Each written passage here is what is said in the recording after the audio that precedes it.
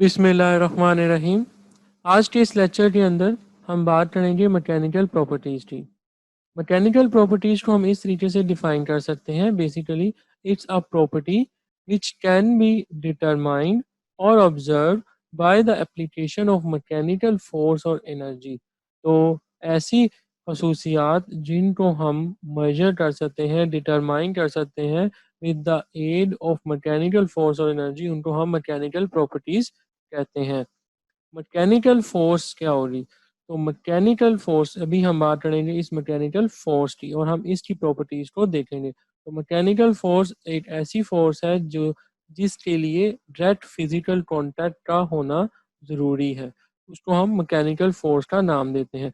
और mechanical force को आप इस तरीके से भी डिफाइन कर सकते हैं, it's a response of a material to applied load, force और स्ट्रेस। तो चलें हम बात करते हैं सबसे पहले लोड और मैकेनिकल फोर्स की। और सबसे पहली प्रॉपर्टी जो हम कवर करते हैं उसका नाम है स्ट्रेंथ। इसको हम इस तरीके से डिफाइन करते हैं, a maximum value of stress which a material can sustain without failure. तो हम ये कह सकते हैं कि मटेरियल जितनी ज़्यादा मैक्सिमम स्ट्रेस की वैल्यू को सहन कर सकता है, बियर कर सकता है without going to a failure, वो उस मटेरियल की स्ट्रेंथ होगी। फेलियर से क्या मुराद है जी? फेलियर हमारे पास दो तरह से होते हैं, एक है प्लास्टिक डिफॉर्मेशन और एक है परमानेंट रप्चर या फिर फ्रैक्चर। प्लास्टिक डिफॉर्मेशन जो है वो हमारे पास डक्टाइल मटेरियल के जिम्मे में आते हैं, जो कि डक्टाइल मटेरियल हैं वो प्लास्टिक डिफॉर्मेशन को फॉलो करते हैं और उसके बाद वो फ्रैक्चर हो जाते हैं। जबकि ब्रिटल मटेरियल जो है वो ऐसे मटेरियल हैं जिनके अंदर प्लास्टिक डेफॉर्मेशन ना होने के बराबर होता है, या अगर हो भी तो बहुत कम माइनर सा होता है, और वो कोई भी आपको इंफॉर्मेशन दिए बगैर आपका जो मटेरियल है वो ब्रेक हो जाएगा, टूट जाएगा, उसके अंदर परमानेंट रप्चर जो है वो आ जाएगा। तो ऐसे मटेरियल जिनमें 5 to 15% एलोंगेशन होती है उनको हम इंटरमीडिएट डक्टाइल मटेरियल कहते हैं, जैसा कि हमने ये चीज़ें लास्ट लेक्चर के अंदर भी इस पॉइंट को डिस्कस किया था। अगर जो हमारा मटेरियल है मोर देन 15% होगा तो वो कम्प्लीटली डक्टाइल मटेरियल होगा, और अगर मटेरियल लेस देन 5% है तो ऐसे मटेरियल को हम ब्रिटल मटेरियल का नाम देते हैं जी। अच्छा, जैसा कि आप सबको मालूम है कि स्ट्रेस जो है वो हमारे पास रेजिस्टिंग फोर्स ओवर एरिया होती है, जिसको हम sigma is equal to P by A लिखते हैं। तो सिग्मा जो है basically it does not depend on material. तो जो स्ट्रेस है बेसिकली वो मटेरियल के ऊपर डिपेंड नहीं करती। अब इसका क्या मतलब है, मैं इसको आपको एक्सप्लेन करता हूँ in terms of example. Let's say कि हमारे पास दो मटेरियल हैं, ए और बी। यहाँ हम कह सकते हैं कि जो एक मटेरियल है ए हमारे पास, उसका नाम है स्टील, और जो बी मटेरियल है उसका नाम है हमारे पास थ्रेड वायर। तो मैं यहाँ पे दो मटेरियल ले रहा हूँ, एक जिसको मैंने स्टील कहा है और एक जिसको मैंने थ्रेड का नाम दिया है, थ्रेड वायर का। दोनों मटेरियल के ऊपर मैं इक्वल फोर्स जो है वो अप्लाई करूँगा, और दोनों का क्रॉस सेक्शनल एरिया जो है वो इक्वल है। तो डेफिनेटली जो मटेरियल ए है, मतलब जो स्टील का मटेरियल है, उसके अंदर जो इंड्यूस स्ट्रेस अकर होगी that is equal to sigma is equal to P by A. और इसी तरीके से थ्रेड वायर के अंदर भी जो इंड्यूस स्ट्रेस अकर होगी that is also equal to sigma is equal to P by A. लेकिन हमें इस कंडीशन से, मतलब इस एक्सपेरिमेंट से ये पता चलेगा कि जो थ्रेड वायर है वो पहले ब्रेक हो जाएगी एज कम्पेयर टू स्टील, जबकि हमने दोनों मटेरियल के ऊपर सेम स्ट्रेस और सेम, मतलब सेम फोर्स जो है, सॉरी सेम फोर्स अप्लाई की थी, और दोनों का क्रॉस सेक्शनल एरिया भी सेम था। लेकिन फिर भी थ्रेड वायर जो है वो पहले ब्रेक हो रही। इसका मतलब ये है कि आप जो मटेरियल है वो डिपेंड करता है उसकी सिलेक्शन, मतलब जो मटेरियल की सिलेक्शन है वो स्ट्रेंथ, जो स्ट्रेंथ है हमारे पास उसके अंदर वो मेन रोल प्ले करती है। जो स्ट्रेंथ है वो बेसिकली मेन रोल प्ले करती है किसी भी मटेरियल की सिलेक्शन के लिए। तो वैसे सिग्मा जो है वो आपके मटेरियल के ऊपर डिपेंड नहीं करता, लेकिन सिग्मा की जो वैल्यू है वो आपकी मटेरियल की स्ट्रेंथ के साथ आ रही है। जितना ज़्यादा मजबूत होगा मटेरियल उतना ही ज़्यादा वो मतलब उसके अंदर एनर्जी अब्जॉर्ब करने की कैपेसिटी जितनी ज़्यादा होगी, मतलब जितनी ज़्यादा वो फोर्सेस को कंट्रोल कर पाएगा, अब्जॉर्ब कर पाएगा, उतना ही देर बाद जो है वो ब्रेक होगा। और वो मटेरियल जिसकी स्ट्रेंथ कम होगी वो मटेरियल आपका जल्दी ब्रेक हो जाएगा। अब हम बात करते हैं स्ट्रेंथ की टाइप्स की। ये स्ट्रेस स्ट्रेन डायग्राम मैंने आपको लास्ट लेक्चर के अंदर पढ़ाई थी, जिसके अंदर हमारे पास इस तरीके से जो कर्व है वो बनी थी। तो यहाँ पे मैंने आपको दो पॉइंट के बारे में बताया था लास्ट लेक्चर में भी, upper yield point and the lower yield point. और ये जो हमारे पास यील्ड पॉइंट है इसको हम यील्ड स्ट्रेंथ का भी नाम देते हैं। जो लोअर यील्ड पॉइंट है इसको हम यील्ड स्ट्रेंथ भी कहते हैं। Basically lower yield point is the minimum value of a stress that is required to initiate the yielding. तो ऐसी स्ट्रेस की वैल्यू, ऐसी मिनिमम स्ट्रेस की वैल्यू जो आपकी यील्डिंग के इफेक्ट को स्टार्ट करने के लिए चाहिए होती है, उसको हम यील्ड लोअर यील्ड पॉइंट या यील्ड स्ट्रेंथ का नाम देते हैं। एक हमारे पास स्ट्रेंथ की जो टाइप है वो यील्ड स्ट्रेंथ है। सेकंड नंबर पे जो हमारे पास स्ट्रेंथ की टाइप है that is equal to tensile strength. Tensile stress का क्या मतलब है? Tensile stress is the maximum value of the tensile stress which a material can carry. तो टेंसाइल स्ट्रेंथ का मतलब ये है कि मटीरियल, ऐसा मटीरियल जो मैक्सिमम स्ट्रेस की वैल्यू को सह सकता है, बियर कर सकता है, उसको हम टेंसाइल स्ट्रेंथ का नाम देते हैं। थर्ड नंबर पे है जी हमारे पास कंप्रेसिव स्ट्रेंथ। कंप्रेसिव स्ट्रेंथ का मतलब ये है maximum value of a compressive stress which a material can carry without failure. तो मटेरियल फेलियर होने से पहले, मतलब फेलियर होने तक, मतलब ये कह सकते हैं कि ऐसी मैक्सिमम वैल्यू जो मटेरियल कैरी कर सकता है फेल होने के अलावा, मतलब fail without going to a failure, वो हमें उसको जो नाम देते हैं उसका नाम है compressive strength. shear stress, shear stress को हम इस तरीके से डिफाइन करते हैं, it's again a maximum value of a shear stress which a material can carry without going to a failure। तो फेल होने से पहले तक मटेरियल जो मैक्सिमम वैल्यू आपकी shear stress की बियर कर सकता है उसको हम shear strength का नाम देते हैं।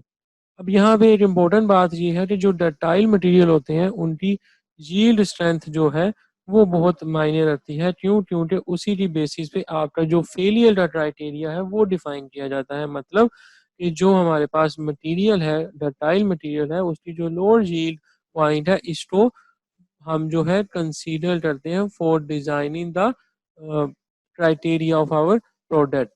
तो जो भी हमारा मटेरियल, जो प्रोडक्ट जिसको हमने डिफाइन करना है, उस मटेरियल की जो यील्ड स्ट्रेंथ है वो उसके फेलियर क्राइटेरिया के लिए बहुत मायने रखती है।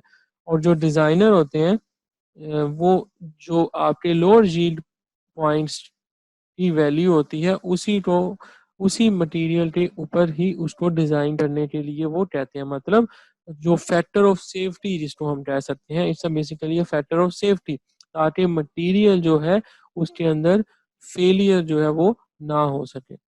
तो अगर सिग्मा जो है हमारे पास नॉर्मल स्ट्रेस जो है वो ग्रेटर देन हो जाएगा मटेरियल की स्ट्रेंथ से, या फिर शियर स्ट्रेस जो है उसकी वैल्यू ग्रेटर देन हो जाएगी मटेरियल की स्ट्रेंथ से, तो मटेरियल के अंदर जो है फेलियर जो है वो अकर हो जाएगा, मटेरियल फेल हो जाएगा। तो फैक्टर ऑफ सेफ्टी जो है बहुत मायने और बहुत इंपॉर्टेंट टॉपिक है किसी भी मटेरियल की सिलेक्शन उसकी डिज़ाइन के लिए। तो फैक्टर ऑफ सेफ्टी को हम इस तरीके से डिफाइन करते हैं, it's a basically ratio of strength to the design stress. इसको हम इस तरीके से भी कह सकते हैं कि it's a ratio of failure stress, जो स्ट्रेंथ है बेसिकली इसको हम ये भी कह सकते हैं फेलियर स्ट्रेस, मतलब वो पॉइंट जिस पॉइंट पे जाके मटेरियल आपका फेल हो जाएगा, मतलब उससे ज़्यादा उसकी स्ट्रेस स्ट्रेस बियर करने की कैपेसिटी नहीं हो रही उस मटेरियल की, क्योंकि उसकी स्ट्रेंथ जो है वो उससे ज़्यादा अलो नहीं करती कि मटेरियल इतना स्ट्रेस बियर कर सके, वो ब्रेक हो जाएगा। तो उसे जो हम नाम देते हैं जी उसका नाम है फेलियर स्ट्रेस। उसको डिवाइड करेंगे प्रीमिजिबल या अलोएबल स्ट्रेस। तो वो स्ट्रेस जो मटेरियल अलो कर सकता है या वो परमिसिबल है उसके लिए, या उसको हम डिज़ाइन स्ट्रेस का नाम भी देते हैं, वो आपकी रेशो है। मतलब कि ratio of failure stress to the permissible stress और अलाउएबल स्ट्रेस, इसको हम फैक्टर ऑफ सेफ्टी कहते हैं। और फैक्टर ऑफ सेफ्टी जो है, ये डायमेंशनलेस क्वांटिटी है, जस्ट बिकॉज ऑफ कि जो ऊपर हमारे पास स्ट्रेस के यूनिट्स हैं और नीचे भी जो हमारे पास अलोएबल स्ट्रेस के यूनिट्स हैं या डिज़ाइन स्ट्रेस के यूनिट्स हैं, वो दोनों आपस में कैंसिल आउट हो जाएंगे। तो यहाँ पे मैं एक एग्जांपल लेने वाला हूँ कि एक मटेरियल जो है, उसके फेलियर जो है वो 300 मेगा पास्कल के ऊपर अटर होता है। मतलब कि एक अगर मटेरियल को मैं टेंसाइल फोर्स अप्लाई करता हूँ, उसे स्ट्रेच करता हूँ, तो वो 300 मेगा पास्कल पे जाके ब्रेक हो जाएगा। और डिज़ाइनर जो है, वो हमें एक डिज़ाइन स्ट्रेस की वैल्यू बताते हैं, या परमिसिबल या अलाउएबल स्ट्रेस की जो वैल्यू है वो कहते हैं कि इसको आप 100 मेगा पास्कल के ऊपर आप इसे डिज़ाइन करें। मतलब इसका ये है कि जब आपका लोअर जो यील्ड पॉइंट है, जो आपने ऊपर स्ट्रेस स्ट्रेन डायग्राम में देखा है कि ये आपके पास पहले लीनियर प्रोपोर्शनैलिटी है और फिर आपके पास ये जो कर्व आ रही है, तो ये जो हमारे पास पॉइंट है, ये लोअर यील्ड पॉइंट है और ये अपर यील्ड पॉइंट है। तो ये हमारे पास बेसिकली मटेरियल की यील्ड स्ट्रेंथ है। तो जो डिज़ाइनर है, वो मटेरियल को इस लोअर यील्ड पॉइंट के ऊपर मटेरियल को डिज़ाइन करने के लिए कहते हैं, ताकि अगर मटेरियल के ऊपर इससे ज़्यादा भी फोर्स लग जाए तो वो ब्रेक ना हो, वो सेफ्टी की कंडीशन के अंदर रहे, ताकि ह्यूमन लॉस जो है वो ना हो सके। तो जो डिज़ाइनर ने हमें लिमिट दी है, दैट इज़ 100। तो जब हम इसको डिवाइड करेंगे तो आंसर आ जाएगा हमारे पास 3। इस 3 का क्या मतलब है? ये एक 3 जो है, ये बता रहा है कि मटेरियल आपका 3 टाइम्स सेफ है। मतलब अगर हम अपने मटेरियल को 100 मेगा पास्कल के हिसाब से डिज़ाइन करेंगे, इसके अंदर डिज़ाइन स्ट्रेस की वैल्यू हम कह रहे हैं कि मैक्सिमम जो वो बियर कर सकता है वो 100 मेगा पास्कल है। तो अगर हम उसके ऊपर इससे ज़्यादा भी फोर्स अप्लाई कर देंगे, स्ट्रेस अप्लाई करेंगे, तो मटेरियल आपका ब्रेक नहीं होगा। क्यों? क्योंकि वो 3 टाइम सेफ बना है। अगर हम मटेरियल के उसी की स्ट्रेंथ के मुताबिक 300 मेगा पास्कल की स्ट्रेंथ के मुताबिक डिज़ाइन करेंगे, तो इट मीन्स कि वो बिल्कुल कंप्लीटली चल रहा है। अगर उस पे ज़रा सा भी फोर्स अटर हुई, तो वो जो है प्लास्टिक डिफॉर्मेशन के अंदर जा सकता है और उसके साथ-साथ मटेरियल फिर आपका ब्रेक हो सकता है। हम कह सकते हैं कि जो, जैसा कि हमें पता है कि stress is basically the resistive force per unit area. अगर हम स्ट्रेस इंक्रीज़ करते हैं या हम शियर स्ट्रेस जो है, टाउ जो है या सिग्मा, इन दोनों की वैल्यू को अगर हम इंक्रीज़ करते हैं, तो हमारा एरिया जो है वो डिक्रीज़ कर जाएगा। मतलब कि जैसा कि हमें पता है कि सिग्मा जो है या नॉर्मल स्ट्रेस जो है, it's inversely proportion to 1/A, और shear stress is also inversely proportion to 1/A। अगर हम अपने मटेरियल को, एक जैसे रॉड है, वो लेट्स से कि जो वायर है, उसका डाया जो है, क्रॉस सेक्शनल डाया जो है, लेट्स से कि वो x मिलीमीटर है, और जब मैं उसके ऊपर ज़्यादा फोर्स अप्लाई करूँगा, तो उसके डाया जो है, क्रॉस सेक्शनल एरिया जो है, वो कम होने की वजह से वो स्ट्रेंथ जब हम अप्लाई करें तो वो ब्रेक हो जाएगा, वो टूट जाएगा। मतलब जैसे सिग्मा हमारे पास इस सूरत में 300 मेगा पास्कल है। अब इस सूरत में जब आप ज़्यादा फोर्स अप्लाई करेंगे और मटेरियल का चूंकि डाया जो बहुत कम है, तो वो क्या होगा, वो ब्रेक हो जाएगा, टूट जाएगा। तो जब हम सिग्मा डिज़ाइन किया है, ये हमारे पास वो फैक्टर है जिसके ऊपर हम मटेरियल को डिज़ाइन करते हैं। मतलब ये हम कैसे निकालेंगे जी? फैक्टर ऑफ सेफ्टी हमने ऊपर कैलकुलेट किया था, दैट इज़ 3, और स्ट्रेंथ जो है मटेरियल की, वो हमें पता है, दैट इज़ 300 मेगा पास्कल। तो जो सिग्मा होगा हमारे पास, जो सिग्मा जो बेसिकली हमारे पास आएगा, जो डिज़ाइनर हमें अलाउ करते हैं, दैट इज़ डिज़ाइन स्ट्रेस। तो ये जो सिग्मा है, ये डिज़ाइन स्ट्रेस का सिग्मा लेवल है, ठीक है? तो ये डिज़ाइन स्ट्रेस हमें बता रहा है कि हम जब मटेरियल को 100 मेगापास्कल के हिसाब से डिज़ाइन करेंगे, तो हमारा स्ट्रेंथ जो है वो कम लग रही है और एरिया जो है उसका इंक्रीज़ कर जाएगा। हाउ? क्योंकि अब जब आपकी स्ट्रेंथ जो है वो कम लग रही है, 100 मेगापास्कल लग रही है एज़ कम्पेयर टू 300, उस हिसाब से मटेरियल की जो डायमेंशन है वो ज़्यादा हो जाएगी। तो मटेरियल आपका जो है अब ब्रेक होने के चांसेस उसके 3 टाइम्स आप कह सकते हैं कि कम हो रहे हैं। तो आप बिल्कुल इसी तरीके से समझ सकते हैं कि लेट्स से ये मेरे पास एक रॉड है, जब मैं इस पे फोर्स अप्लाई करता हूँ, उसके नतीजे में क्या होगा, इसकी लेंथ जो है वो इंक्रीज़ होना शुरू हो जाएगी। तो इसका क्रॉस सेक्शनल डाया जो है वो कम होना शुरू हो जाएगा। तो जितनी ज़्यादा फोर्स लगेगी उसी के हिसाब से मटेरियल के अंदर जो एरिया है वो उतना ही कम ज़्यादा मतलब रिड्यूस हो रहा है, ज़्यादा रिड्यूस हो रहा है तो उसका क्रॉस सेक्शनल एरिया जो है वो कम हो जाएगा, तो मटेरियल आपका ब्रेक कर जाएगा।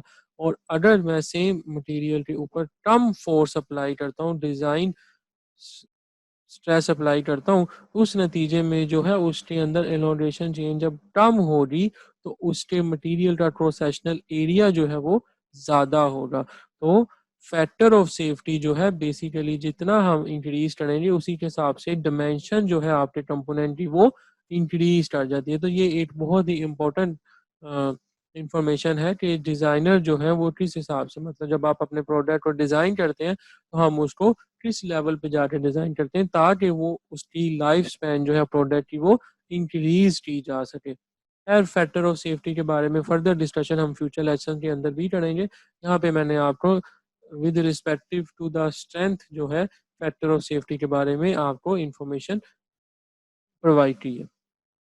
चलें अब हम बात करते हैं अपनी सेकंड प्रॉपर्टी की, जिसको हम कहने वाले हैं डक्टिलिटी एंड ब्रिटलनेस। तो सबसे पहले देख लेते हैं जी डक्टिलिटी क्या होती है। Ductility is basically the property of a material by virtue of which a material give large degree of plastic deformation before fracture। ऐसी प्रॉपर्टी जो प्लास्टिक डेफॉर्मेशन के अंदर ज़्यादा अपना रोल प्ले करती है फ्रैक्चर होने से पहले, इसको हम मटेरियल की डक्टिलिटी कहते हैं। और यू कैन आल्सो से कि ductility is a property of material by virtue of which a material can be drawn into thin wire। मतलब मटेरियल इतना ज़्यादा डक्टाइल है कि हम उससे थिन वायर जो है वो ड्रा कर सकते हैं, तो वो हम कहेंगे कि ऐसे मटेरियल को हम डक्टाइल मटेरियल कहेंगे। तो लेट्स से कि ये मेरे पास एक मटेरियल है ए, जिसके ऊपर मैं फोर्स अप्लाई कर रहा हूँ, जो फोर्स है मेरी वो टेंसाइल की फोर्स है, टेंशन की फोर्स है। और इसके नतीजे में क्या होगा, मेरी जो जो ये बार है इसकी लेंथ जो है वो चेंज हो जाएगी और इसका क्रॉस सेक्शनल एरिया जो है वो कम होता जाएगा। तो इतना कम होता जाए कि वो थिन वायर बन जाए, इट मीन्स कि वो मटेरियल बहुत ज़्यादा डक्टाइल है। इसके अंदर मैं एक एग्जांपल अगर दूँ एक ड्राइंग प्रोसेस की, जो कि आपने मैन्युफैक्चरिंग प्रोसेस के अंदर पढ़ा भी होगा, जिसकी मदद से हम वायर्स को मैन्युफैक्चर करते हैं। तो ये एक हमारे पास डाई होती है जी, जिसके अंदर हम अपने प्रोडक्ट को प्लेस करते हैं, ठीक है। और फिर इसके दूसरी तरफ से हम इसके अंदर टेंशन की फोर्स अप्लाई करके हम अपने प्रोडक्ट को स्ट्रेच करते जाते हैं और इसके नतीजे में जो है फिर हमारे जो प्रोसेस होता है उसे हम ड्राइंग का प्रोसेस कहते हैं। ये आपने डिटेल के साथ मैन्युफैक्चरिंग प्रोसेस के अंदर कवर किया होगा। तो एक और इम्पोर्टेंट बात मैं यहाँ पे आपको बताता चलूँ, if a material give low degree of plastic deformation, अगर मटेरियल आपका low degree of plastic deformation देगा तो जो बिफोर फ्रैक्चर मतलब फेल होने से पहले, तो उसकी डक्टिलिटी जो है वो भी कम होगी। मतलब कि अगर मटेरियल की प्लास्टिक डेफॉर्मेशन कम है फ्रैक्चर से, फ्रैक्चर होने से पहले, तो हम कह सकते हैं कि वो उतना कम डक्टाइल है, उसकी डक्टिलिटी कम है। इसी तरीके से हम ये भी कह सकते हैं कि अगर material high degree of plastic deformation देगा before going to fracture, then we can say कि वो ज़्यादा डक्टाइल है, उसकी डक्टिलिटी बहुत ज़्यादा है। जैसा कि आप कॉपर को ले लें जिसकी वायर्स बनती हैं, तो आप उसको जितना ज़्यादा स्ट्रेच करते जाते आप थिन थिन वायर्स जो है उसकी बना सकते हैं इलेक्ट्रिसिटी के पर्पज के लिए जो यूज़ की जाती हैं। तो हम ये कहेंगे कि जो कॉपर है वो बहुत ज़्यादा डक्टाइल मटेरियल है। Okay ji. Now let's move to a brittleness. Brittleness is basically the property of a material by virtue of which a material will undergo a low degree of plastic deformation before fracture। ऐसा material जो fracture होने से पहले बहुत कम या ना होने के बराबर प्लास्टिक डेफॉर्मेशन की खसूसियत को अटेन करे, उसको हम ब्रिटल मटेरियल कहते हैं। ऐसे मटेरियल को हम ब्रिटलनेस का नाम भी दे सकते हैं। मतलब कि जब आप एक रोड के ऊपर टेंसाइल की फोर्स अप्लाई करेंगे या किसी भी प्रोडक्ट मटेरियल के ऊपर जब मैं टेंसाइल की फोर्स अप्लाई करता हूँ, तो उसके नतीजे में जो एरिया में रिडक्शन है वो बहुत कम होती है। मतलब there is low reduction in cross section area as well as very these material are very difficult to draw the material into thin wire।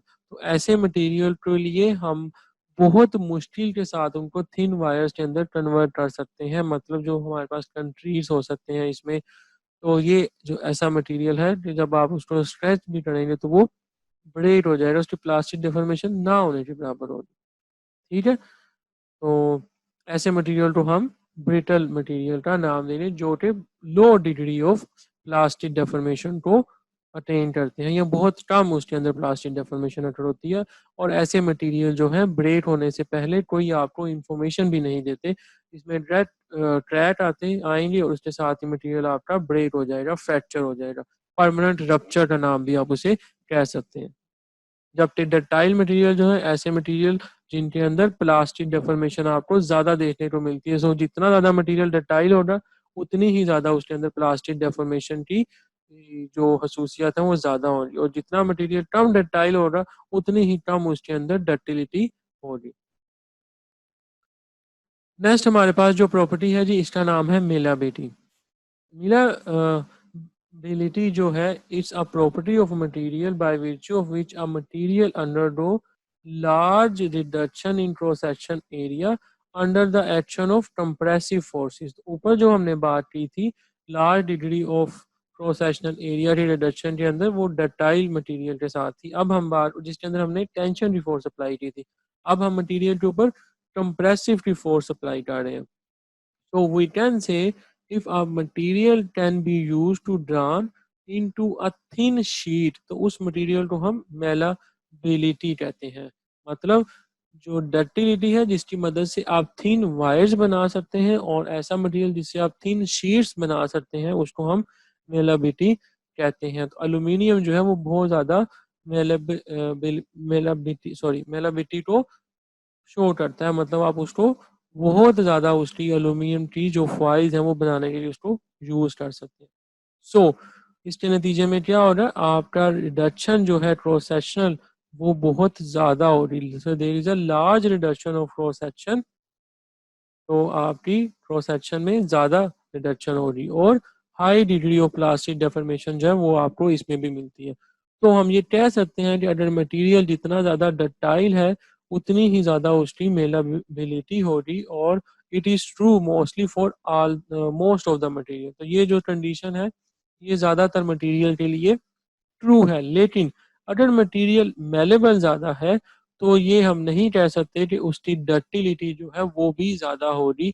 ये फिक्स नहीं है, इसके अंदर कोई मतलब कि फिक्स कन्वेंशन नहीं है कि अगर मटेरियल मेलेबल ज़्यादा है तो उसकी डक्टिलिटी भी बहुत ज़्यादा होगी। हाँ, ऑल्दो हम कह सकते हैं कि अगर मटेरियल की डक्टिलिटी बहुत ज़्यादा है तो उसकी मेलेबिलिटी भी बहुत ज़्यादा हो सकती है, और ये मोस्ट ऑफ द मटेरियल के लिए ट्रू है कंडीशन। Thank you.